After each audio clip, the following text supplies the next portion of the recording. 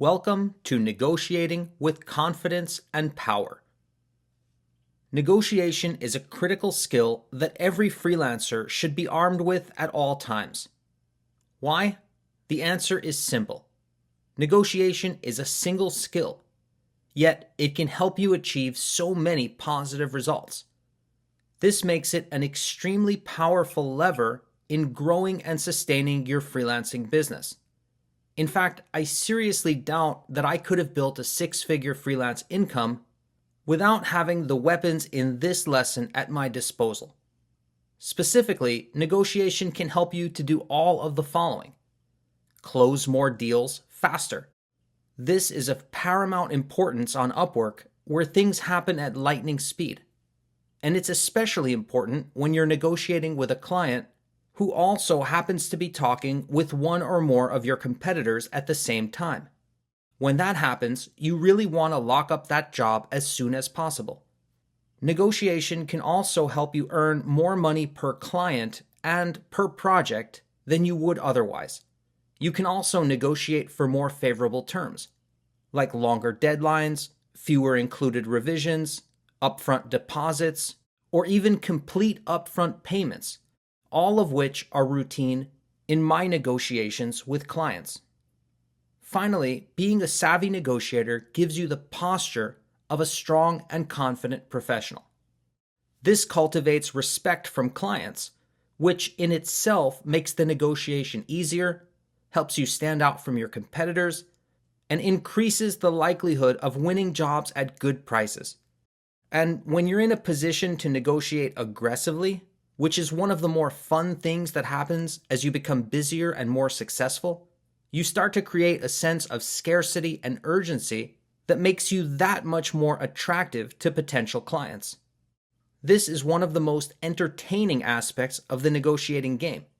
The harder it is for clients to get you to work with them, the more they want to work with you. And let me tell you, this is a pretty nice position for a freelancer to be in. One quick note before we launch into the material. For the most part, the approaches you'll find throughout this lesson are meant to be used in discussion with the client after you've submitted your proposal, rather than in the proposal itself. As I've said before, an Upwork proposal isn't really a proposal at all. It's more of a conversation starter than anything else. So it really isn't appropriate to launch into a detailed conversation about price and terms. That would be like sending someone a first message on an online dating site and talking about what time to meet for dinner. It's just too soon. And as you know, getting a conversation started using an Upwork proposal is no easy task in and of itself. So the last thing you want to do is make it more complicated than it needs to be. Clients do not like complexity.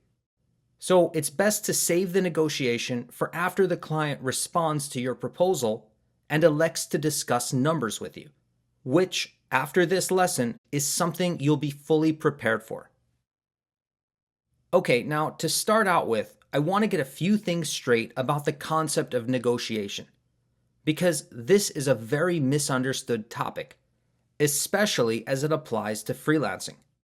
The first thing I want to explain is that there's no such thing as a person who gets everything they want out of every single negotiation, or even most of their negotiations. That's just something you see in the movies. In reality, being a good negotiator is like being a good poker player. You're trying to gain as much as possible for yourself over the long run, but expecting to be the winner in every hand would be nothing but an exercise in futility. There are simply too many variables that are beyond your control. For example, a client may simply not have the budget to pay you what you want and deserve. In that situation, no amount of cajoling can possibly help. There are some delusional freelancers and quote-unquote sales gurus who will tell you that you can somehow overcome this obstacle by building value in your services or selling the benefits of working with you. But that's just plain crazy talk. In reality, there are no words, strategies, or tactics that are going to get that type of client to go out and rob a bank to be able to afford you. Even the few exceptions to this rule are more trouble than they're worth. There are an infinite number of situations like this, and learning to spot them will save you time and energy. But there are also an equal number of situations in which executing real, solid negotiation tactics can and will help you maximize your earnings. Even better, when done properly, the payoff is disproportionately large. What I mean by that is that you may well indeed waste small amounts of time here and there when negotiating with clients in situations that don't pan out. But it doesn't take many winning negotiations to make up for those duds and then some. For instance, if a freelancer who normally charges $50 an hour manages to land a contract for $75 an hour through savvy negotiation, the payoff can be huge. The famous negotiation expert and Wharton Business School professor Stuart Diamond likens this style of negotiation to the business of Major League Baseball.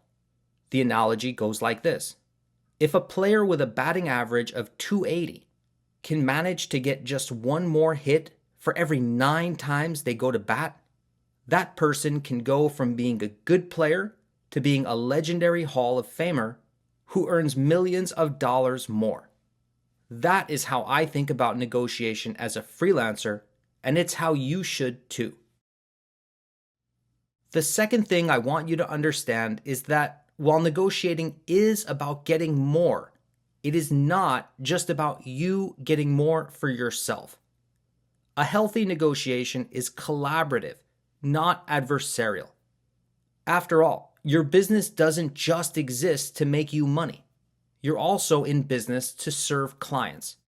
So in that sense, you actually represent them too. So try and think of you and your client as being on the same team, rather than negotiating against them. This does not mean you should be a pushover. Far from it. Not only is that a silly way to negotiate, but doing so actually hurts both you and the client in the long run. No one wins. But you do need to remember that in order for you to be successful, both you and the client need to be happy. So my advice is to not make the negotiation all about you. You'll do so much better if you go out of your way to help the client achieve their goals too. Again, I'm not saying to necessarily give in to all of the client's needs, but just to make them the point of focus wherever possible. Let me show you what I mean by this. Imagine a scenario in which you and a client are negotiating the terms of a particular deliverable. Let's say that you've proposed a turnaround time of 5 business days, but the client wants it done in 2, which is impossible for you to accommodate given your schedule. Now, most freelancers would instinctively respond by saying something like, "Sorry, John, but my schedule is packed and 3 days is simply the best I can do." That's a perfectly natural answer, but notice that it's all about you. Is there a better way to negotiate this issue while still not bending to the client's request? What I would do instead is to explain to the client that I know he came to me for top quality work, the sort of quality that is hard to come by. And 3 days is the minimum amount required for work that meets those high standards. Do you see how I've still managed to firmly decline the client's request? And yet I've done so while staying focused on his goals rather than mine. It isn't my busy schedule that's preventing him from getting his fast turnaround. It's the quality I know he is looking for. And this will undoubtedly increase my chances of successfully closing a deal. Soon, I'll show you real-life examples of how I've used this client-first philosophy to negotiate more than just a deadline, but to actually put more money into the contract for myself.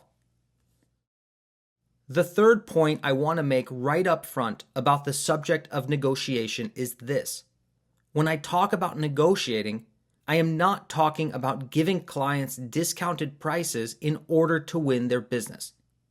Routinely lowering your rates in order to try and appear like the more attractive option is often referred to as racing to the bottom, and with good reason.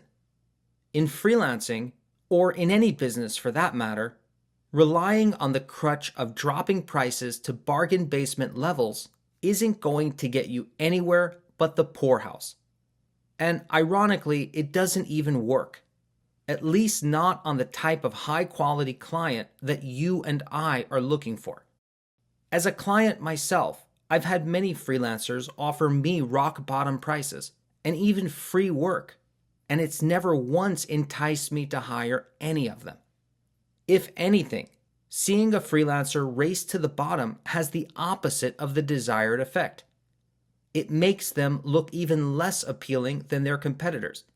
I mean, if they were really good, why would they be so lacking in confidence? Believe me when I tell you that these negative messages are not lost on high-quality clients, who, by the way, would be more than happy to pay good money to someone who can truly help them, provide real value, and get the job done right. Interestingly, there are times when you can engage in haggling with clients and even quote-unquote lower your rate, yet still come out ahead. Here's an example. Imagine a freelancer who routinely charges $75 an hour. Now, let's say she's built up a nice business with 10 repeat clients who keep her pretty well booked. Then, out of the blue, a total stranger comes along and asks her to write a brochure for their company. Now, our hero doesn't mind squeezing in this additional work if the client can make it worth her while. So she decides to quote the client a hefty sum of twice her hourly rate, $150 per hour. Now let's suppose the client comes back and says that the most he's willing to pay is $125 an hour. Well, it isn't the amount our hero asked for, but it is quite a lot more than she normally gets paid. In this situation, she may very well want to go ahead and take the client's offer. As you can see, this freelancer has indeed engaged in price haggling with a client and actually caved to the client's price, yet she's still coming out a big winner. So this is an example of a successful haggling situation where a quote-unquote stick-to-your-guns, all-or-nothing type negotiator would have come away with a big fat zero. Let's take a look at a real-life scenario just like this from my own personal experience. Okay, so this client had invited me to a job, which I declined because I was busy working on other projects. But then the client Googled me and found my website and emailed me asking if I would reconsider because he really wanted to work with me. He sounded like a really nice guy and I liked the sound of the project, but I'd need to charge a premium in order to make it worth my while. So I took the price of the last similar job I'd worked on and added $1,000 to it. I then quoted the client a total of $2,500, as you can see in my email to him here. And as you can also see in his response above it, while he declined my offer of $2,500, he counteroffered with a price that was still $500 more than I'd charged for something very similar just a few weeks earlier. So this is a real-life example of how you can engage in haggling with clients and reduce the amount that you've quoted them while still walking away a winner and earning more money than you did in the past. Okay, so far we've been talking about haggling with clients as a defensive measure, but one of my favorite negotiation moves is offensive haggling, where I am the one who's trying to move the price needle, except, of course, I'm trying to move it up rather than down. This is often a perfectly appropriate move once a client has told you their budget. In fact, it's usually the correct thing to do, even if they've made an offer that you're prepared to accept. And I'll show you real-life examples of this in just a moment. Most freelancers are terrified of doing this, yet the best negotiators do it every chance they get. Why? Because even though it can seem scary, if you execute this move properly, you actually don't have much to lose. The worst they can say is no, and as long as you've properly positioned yourself as someone they want to work with, you can always decide to take their original offer at that point. In poker, this type of situation is known as a free roll, a situation where you have a chance to win additional money without any additional risk. I'll demonstrate what I mean with an example of an actual negotiation between me and a client. Okay, let's see what's going on here. The client has told me that their budget was $300 to $400 for a 650-word Amazon book description. If we take the average of that budget, or $350, that actually comes to 54 cents a word, which is a really good price. In fact, it's easily 5 to 10 times what most Upwork freelancers would charge. So, to be honest, I was prepared to accept her offer, but I also knew that I was offering a lot of value here. And like I just explained to you, I knew I didn't have anything to lose by asking for more. Remember, if she said no, we could always revert back to her original price, as long as I was careful with my words and didn't say anything too stupid. So while most freelancers would have jumped all over her 50 cents plus per word offer, I decided to ask for more. Here, see for yourself. Take a look at this response I gave her because I chose my words carefully. First off, do you see how I validated that her budget was reasonable? Because it was, so why not let her know that? I don't want to insult her by making it seem as though her budget was too low. This is the right thing to do, and it makes me seem more credible. Then I explained to her that I want to read the book before writing the piece, and that I want to make sure I budget enough time to deliver her the high-quality work I know she wants. Remember earlier when I explained how you'll do better if you keep the negotiation focused on the client and what they want? Do you see how that's exactly what I'm doing here? Again, most freelancers would instinctively be talking about the amount of time it's going to take them to do the work, but I'm constantly moving every conversation back to what the client needs. By the way, also notice how I'm asking rather than demanding. I do that because, remember, if she says no, then I'm prepared to accept her previous offer, even though it was at the low end of my range. So I'm leaving myself an out here, just in case. That's what I mean when I say that you have little to lose if you execute this properly. Ready to see the client's response? So this was a nice win for me because I ended up getting $200 above the low end of her offer for the exact same amount of work. And remember, I wasn't really risking anything because I didn't give the client an ultimatum, but just a request. It doesn't take much imagination to realize how these types of situations can add up to thousands of extra dollars each year, or even more. Let's look at another example, one that happened not too long after this took place, and one in which I was even more aggressive. Alright, so strangely enough, this was also for an Amazon book description, except unlike the example we just looked at, this piece of copy was going to be even shorter, less than 300 words total. Here, as you can see, the client has offered me $500 to $600.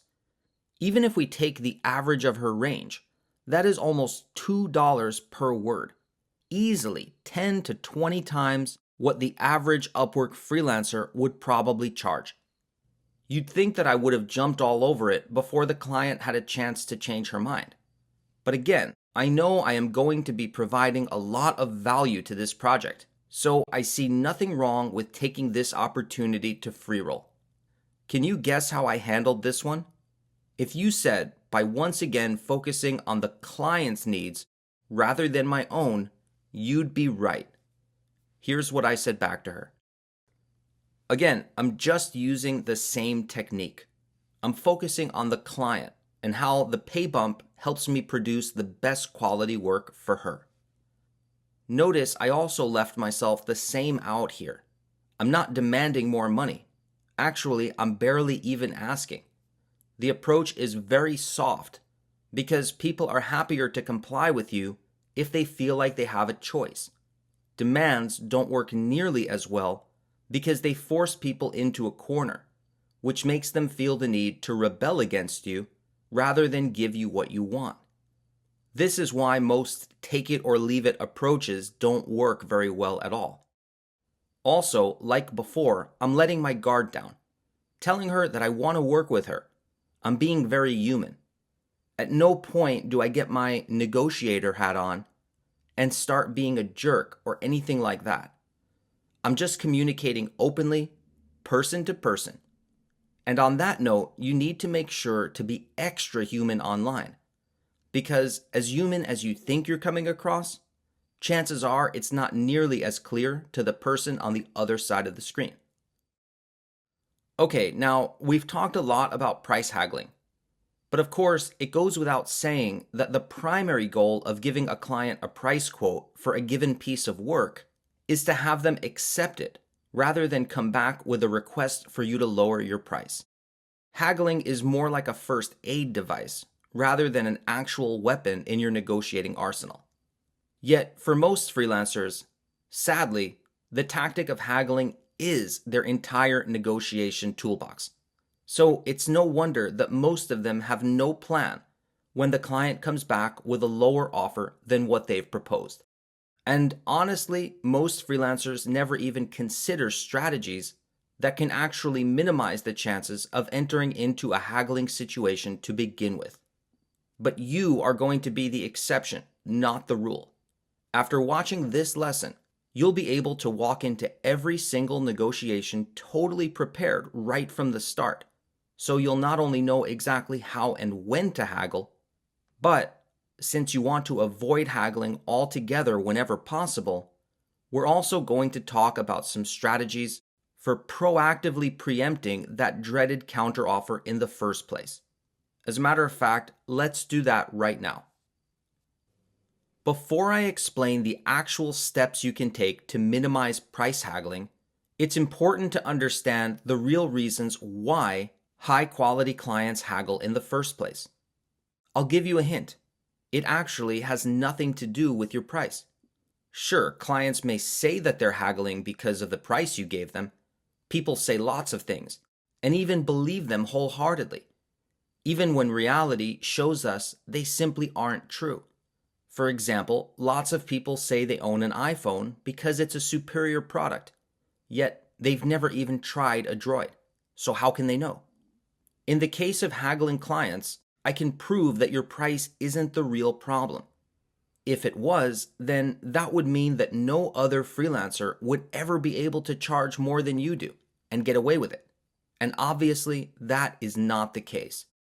So clearly, we can see that we need to look for some other explanation.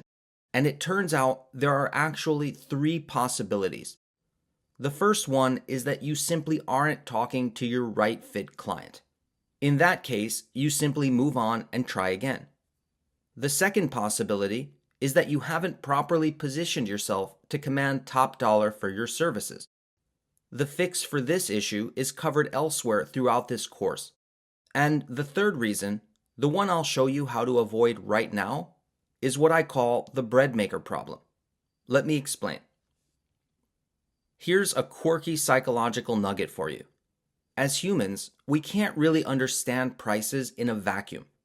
We're only able to feel as though we grasp a price when we compare it to the prices of other things. That's why gasoline seems reasonable at $3 a gallon after dropping down from $4. But it seems outrageous at $3 when it's climbed there from $1.80. Let's look at a more interesting example, the first home bread maker. This machine didn't sell very well. Lots of people looked at it as they walked past it in store aisles. Many even picked it up and were very intrigued. But very few people bought it. That was until a savvy marketer decided that the manufacturer of the machine should actually put a second, larger bread maker alongside the original bread maker on every store shelf. As a result of that change, the original bread maker started selling like hotcakes. It turns out that even though people were interested in the original home bread maker, they had no real way of evaluating the cost because there was no similar product that they could compare it to. Was $200 a fair price? No one had any idea. People became confused, and, as the old saying goes, the confused mind doesn't buy. But by ingeniously placing a more expensive bread maker model next to the original machine, the price of the original bread maker seemed reasonable when people compared it to its more pricey counterpart, and this led to more sales. Your freelancing rates are a lot like the price of the original bread maker. Too often, clients simply don't have a framework for evaluating the prices we quote them. I mean, think about it from the client's perspective. Let's say I quote someone a price of $400 to write a sales email for them. It's not unlikely that they'll be left to wonder whether that number is a little, a lot, or somewhere in between.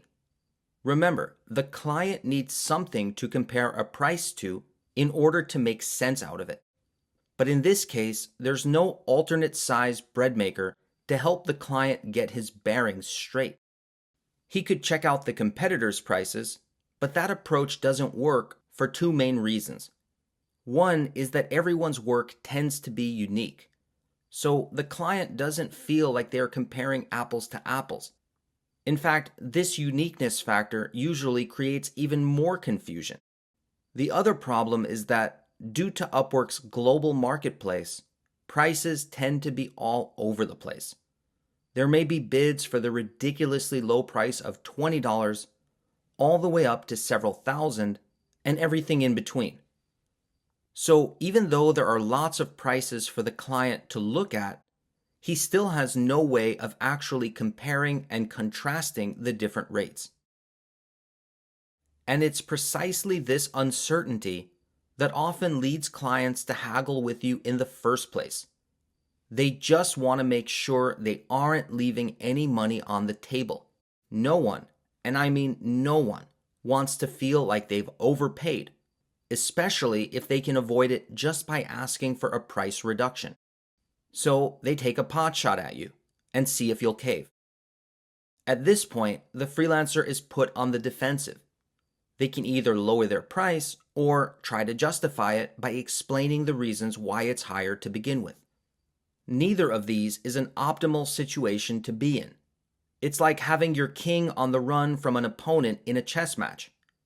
It's not fun, and it usually means you've made some wrong moves.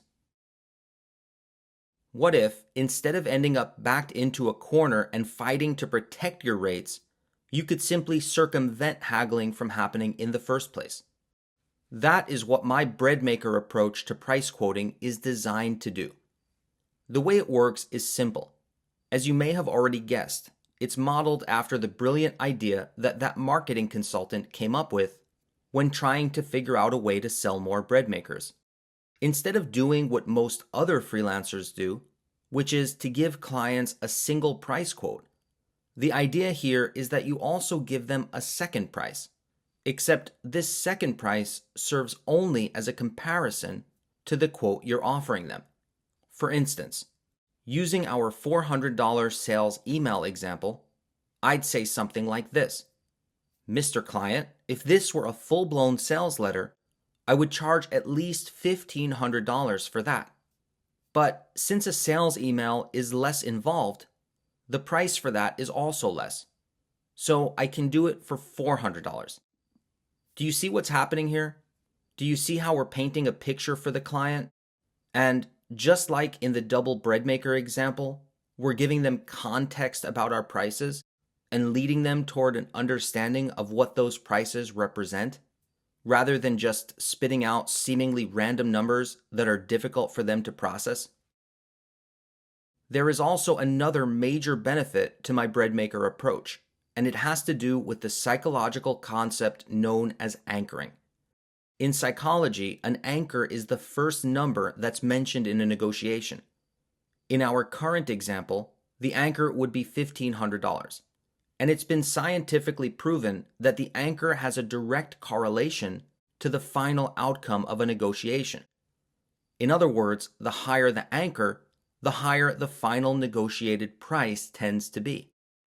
On the other hand, the lower the anchor, the lower the final price usually is. So in practical terms, the fact that the first number tossed out in this case is $1,500 makes it more likely that the client will go for the $400 price tag without trying to negotiate. And if they do try to negotiate, the anchor will help ensure that the negotiation is more minimal than it otherwise would be. Meaning, I'm more likely to end up with a better outcome for me. You can look at this as added insurance against haggling. Just one big word of caution.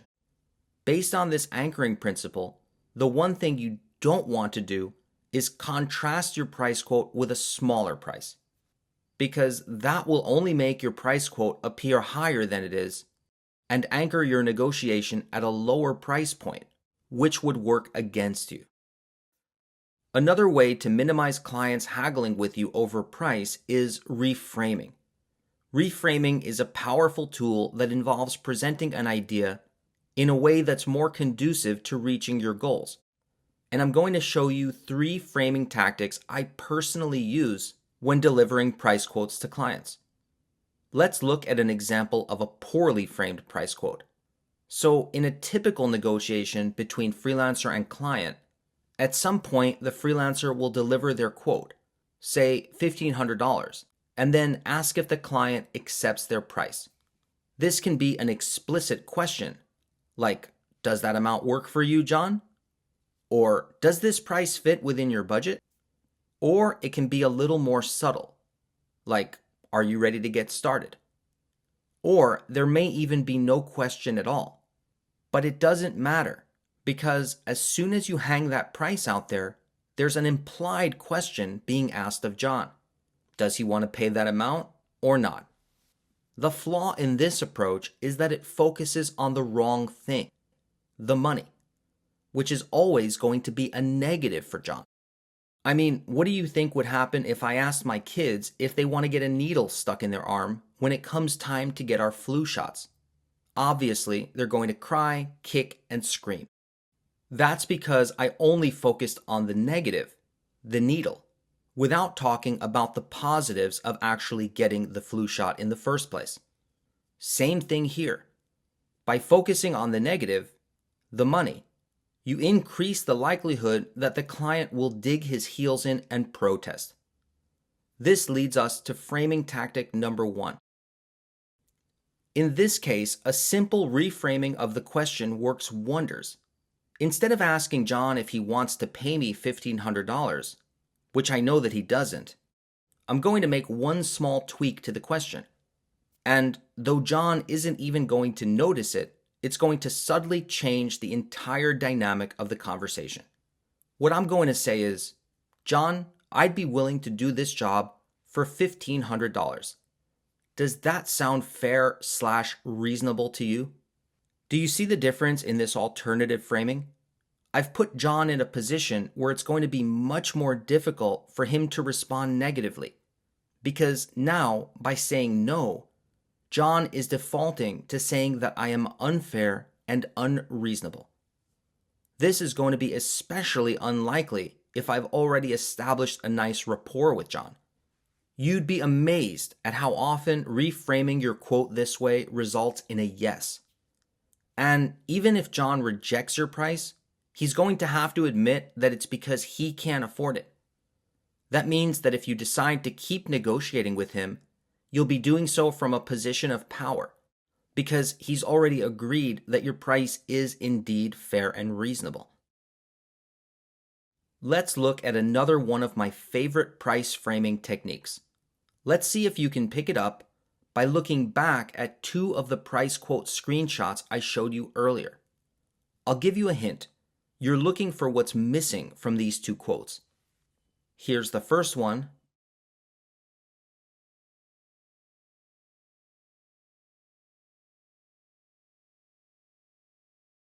And here's the second.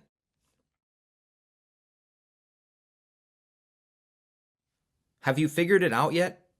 This is a framing technique I've borrowed from the restaurant industry, and it works like this.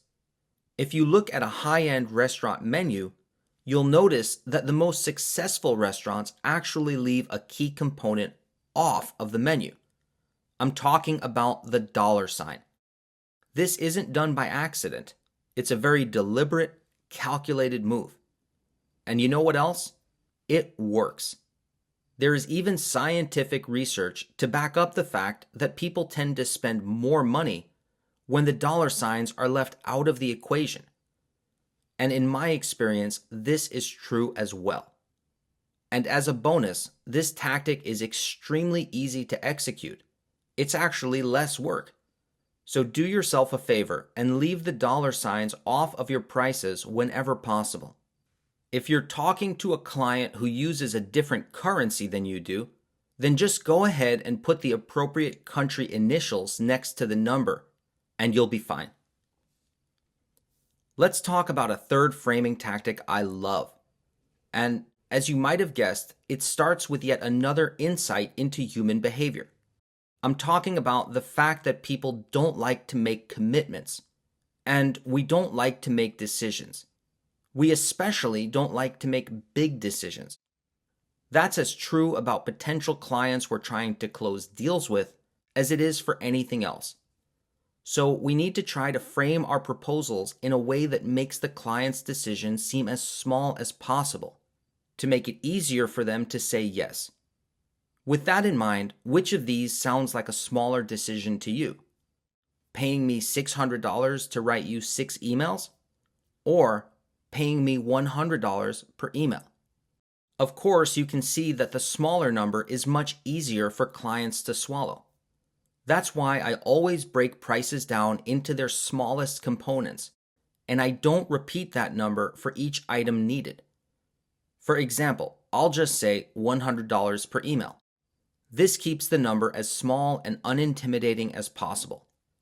I never even give clients a total number if I can avoid it. When it comes to prices, less is definitely more, and this has been one of the most successful framing tactics I've used. Okay, now sometimes, no matter how hard you try to avoid it, the client is just going to try to haggle anyway. Such is life. When that happens, there are several different ways you can proceed, but the one you choose needs to be based on the type of objection the client gives you.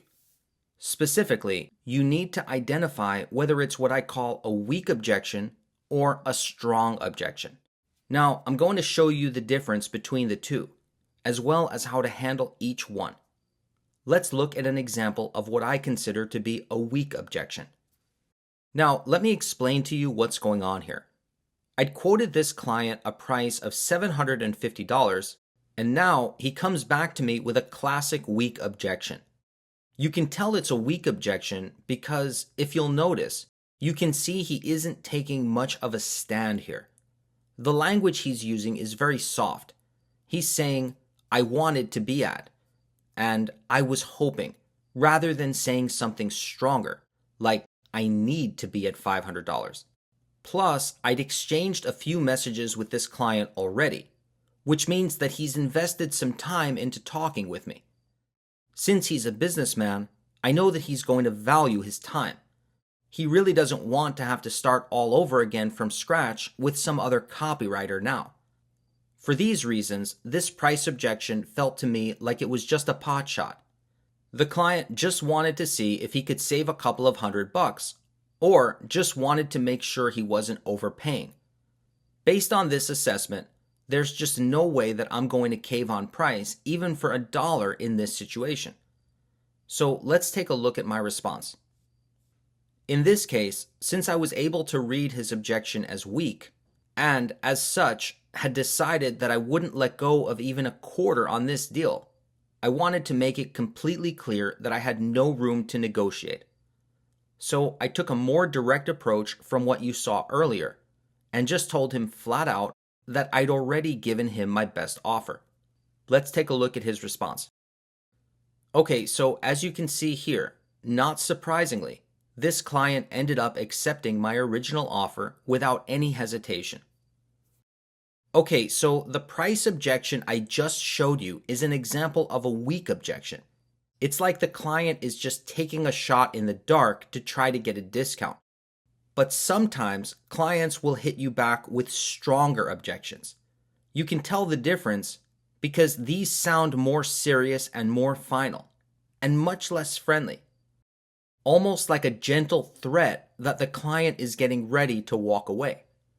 Here are some examples of what a strong price objection might sound like. I respect your quote of $1,500, but I have to be honest, $1,000 is the max I'm able to invest for this. Several freelancers quoted half of your rate. I'd like to hire you, but only if you're able to come down on your price. As much as I'd like to have you on board, there's just no way I can make $1,500 work.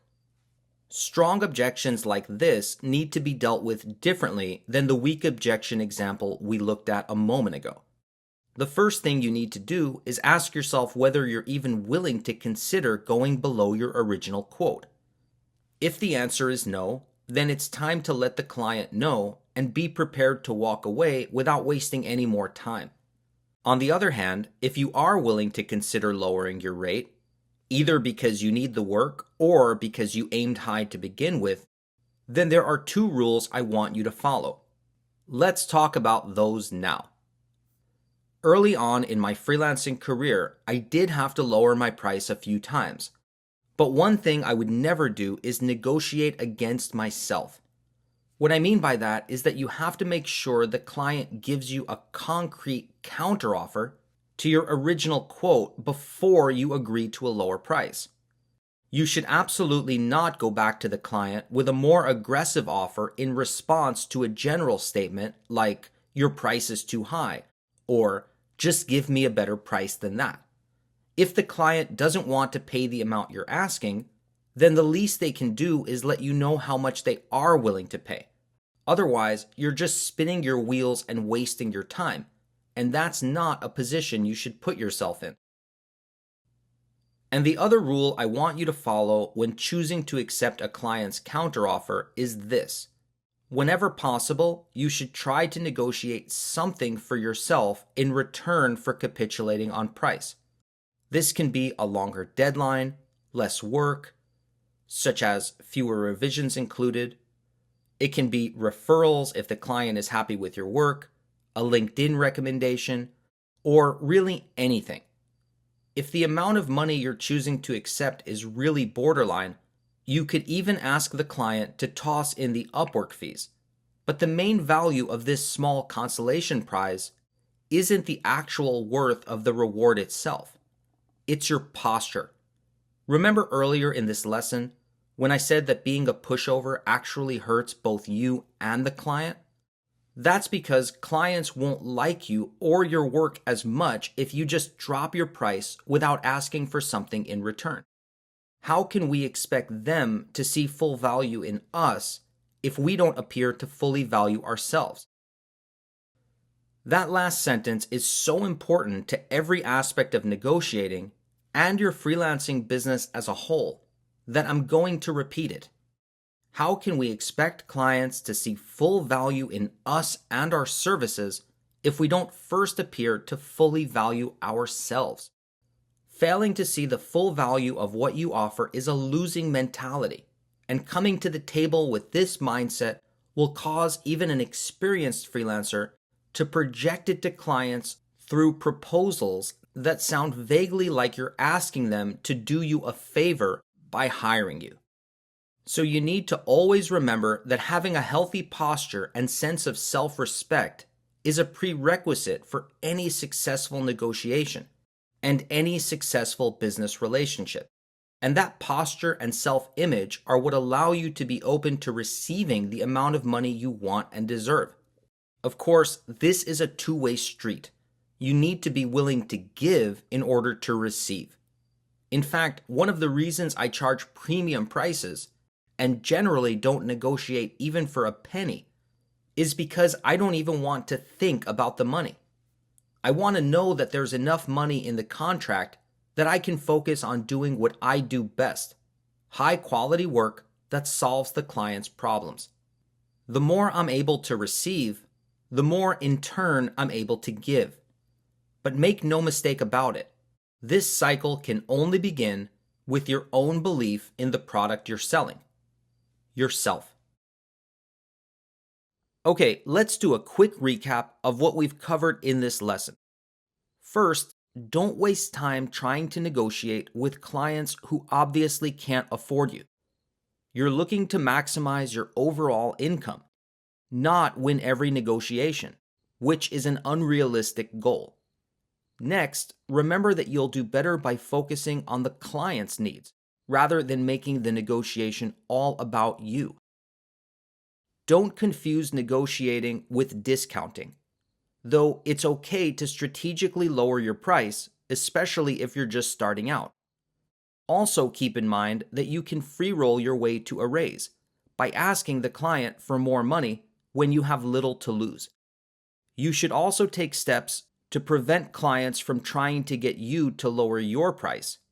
You can do this using my bread maker approach, as well as reframing your price quote.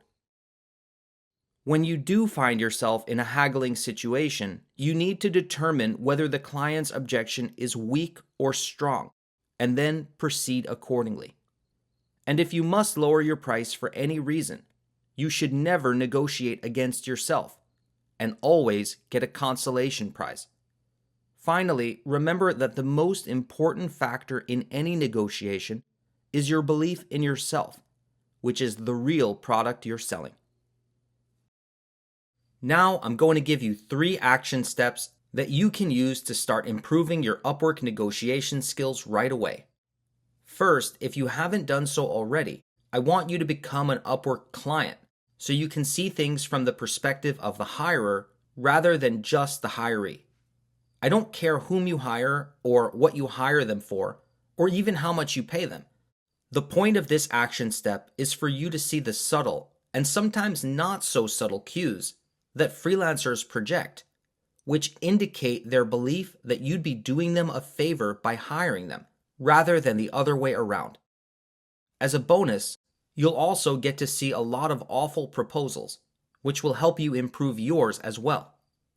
I've written my best proposals after sitting in the client's chair.